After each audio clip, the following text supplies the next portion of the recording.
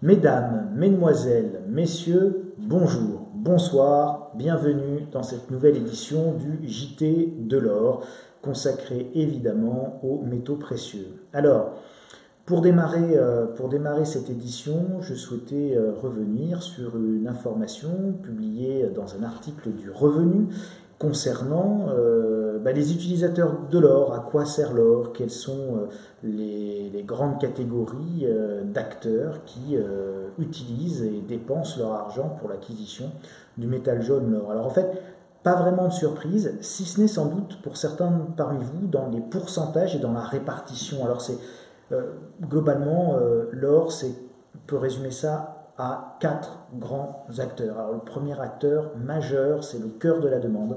50%, c'est pour les bijoutiers.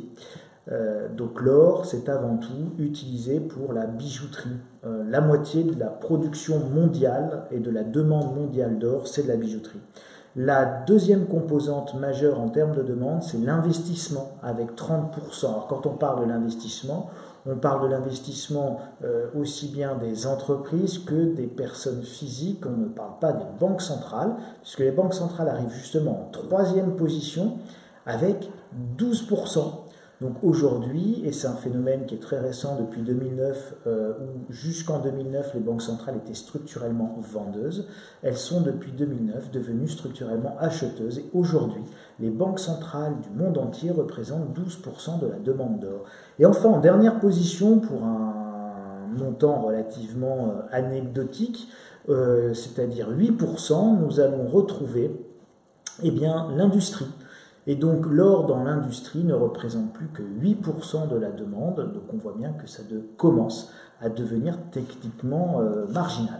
Voilà pour cette information du revenu sur laquelle vous pourrez revenir en regardant cette vidéo, puisque normalement nous devrions réussir à incruster dans la vidéo ces images en gros plan. Autre information sur laquelle je souhaitais m'arrêter et consacrer un petit peu de temps aujourd'hui, parce que nombreux ont été ceux qui ont posé des questions concernant l'utilité des lingots ou des lingotins.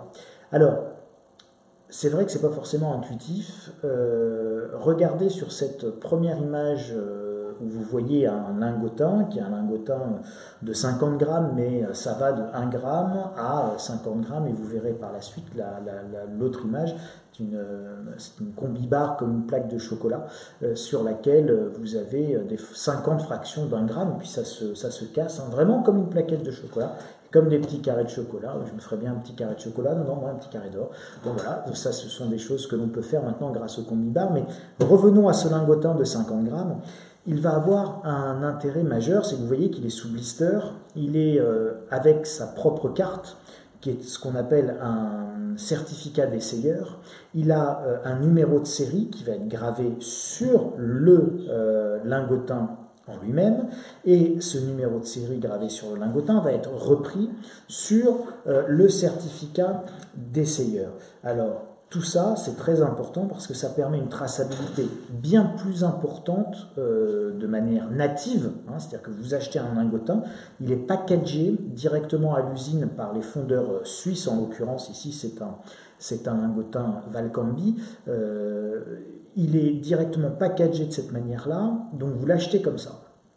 Et donc, vous avez forcément une facture, vous avez le certificat d'essayeur qui est en fait la carte dans laquelle le lingotin est lui-même emprisonné. Et donc, toutes les informations qui y sont reprises vont évidemment faire l'objet de la traçabilité, être reprises sur votre facture. Donc, c'est beaucoup plus simple de tracer un lingotin qu'une pièce, puisque la pièce, ça va nécessiter bien évidemment un processus manuel. On prend votre Napoléon, on prend votre Krugerrand, on va le mettre dans une pochette, on va la sceller, on va mettre un numéro, on va attribuer un numéro, on va rentrer ça en informatique ou ce genre de choses. Bref, c'est plus technique et c'est plus complexe d'assurer la traçabilité sur une pièce, et donc beaucoup plus coûteux à l'arrivée que sur un lingotin dans lequel on peut intégrer cela dès le process de fabrication. Ensuite, ça va permettre également d'assurer une traçabilité qui va autoriser une meilleure gestion, une meilleure protection vis-à-vis des faux lingotins. Donc ça aussi, c'est une petite mesure complémentaire qui peut être l'un des intérêts des lingotins.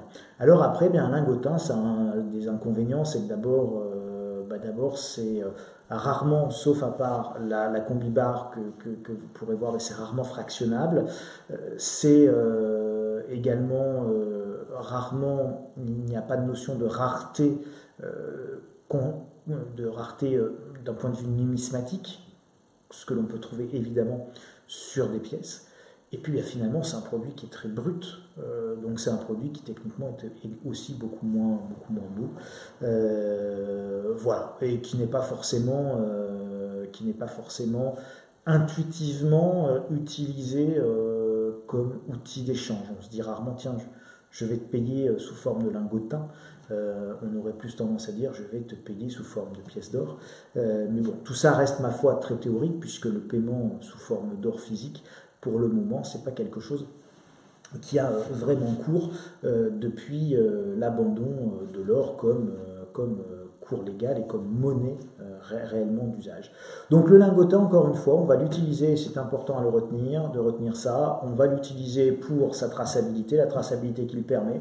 Effectivement, une protection a priori un petit peu meilleure concernant les éventuels faux qu'il pourrait y avoir, tout en sachant que les faux sur les pièces se détectent extrêmement bien à partir du moment où c'est fait par des professionnels. Et un jour, je vous sortirai mes machines à ultrasons pour faire les échographies des pièces, et puis je vous le ferai partager je vous ferai partager une séance d'expertise lors d'un prochain JT.